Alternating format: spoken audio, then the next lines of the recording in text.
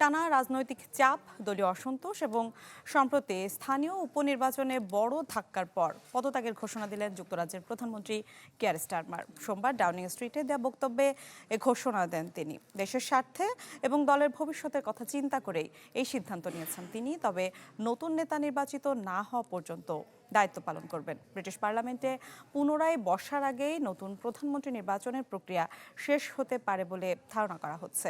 এদিকে স্টারমারের পদত্যাগের পরই ব্রিটিশ রাজনীতিতে নতুন নেতৃত্ব নিয়ে আলোচনা শুরু হয়ে গেছে। বিশ্লেষকদের মতে সম্ভাব্য উত্তরসূরি হিসেবে রয়েছেন লেবার নেতা অ্যান্ডি বার্নহাম সহ আরও কয়েকজন শীর্ষ রাজনীতিক। Thank you very much.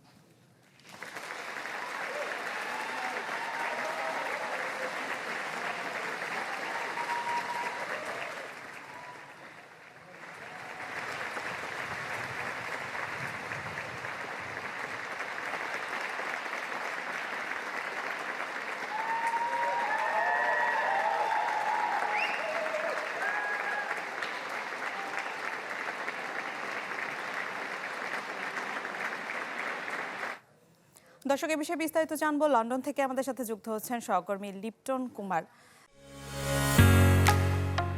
ঢালাইয়ের সেরা প্রিমিয়ার সিমেন্ট। লিপটন, গতকাল থেকে গুঞ্জন চলছিল, মার্কিন প্রেসিডেন্ট ডোনাল্ড ট্রাম্পও আভাস দিয়েছিলেন, আজ ডাউনিং স্ট্রিটে অফিসিয়ালি পদত্যাগের ঘোষণা দিয়েছেন। কি কারণ রয়েছে আসলে জানাবেন?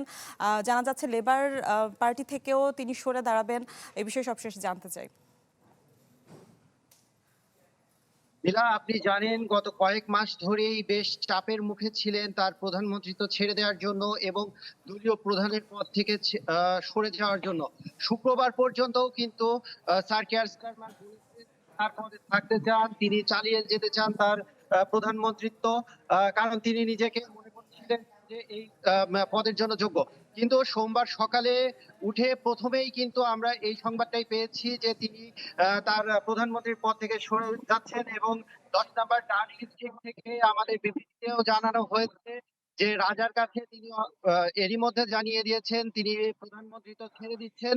মিলা, আপনাকে জানিয়ে রাখি তিনি প্রধানমন্ত্রিত্ব ছেড়ে দিলেও কিন্তু আগামী মাসের 16 তারিখ পর্যন্ত অন্তত তিনি প্রধানমন্ত্রী থাকছেন, কারণ যুক্তরাজ্যের নিয়ম অনুযায়ী তিনি আজকে পদত্যাগ করলেও পরবর্তীতে প্রধানমন্ত্রী নির্বাচিত হওয়ার আগ পর্যন্ত তিনি কিন্তু এই পদে থাকবেন। আর আপনাকে জানিয়ে রাখি কিয়ার স্টারমার কিন্তু শুধু প্রধানমন্ত্রীর পদ থেকেই পদত্যাগ করছে না, একই সাথে লেবার পার্টির নেতা থেকেও তিনি পদত্যাগ করবেন, তিনি সরে দাঁড়াবেন।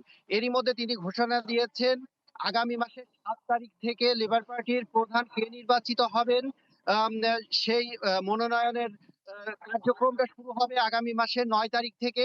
আর এই মনোনয়ন কার্যক্রম চলবে আগামী মাসের 9 থেকে 16 তারিখ পর্যন্ত। এই 16 তারিখ পর্যন্ত যদি একাধিক মনোনয়ন প্রত্যাশী থাকেন তাহলে হয়তো একটা নির্বাচন হবে, নতুবা এককভাবেই হয়তো পরবর্তী প্রধানমন্ত্রী এবং লেবার পার্টির নেতা নির্বাচিত হবে। আপনাকে জানিয়ে রাখি এই মুহূর্তে পরবর্তী যুক্তরাজ্যের প্রধানমন্ত্রী হবেন কে সে বিষয়টি নিয়ে জোর আলোচনা চলছে। তবে সবার বাজি কিন্তু একজনের পক্ষেই, তিনি হচ্ছেন এনডি। জি লিপটন, ধন্যবাদ আপনাকে।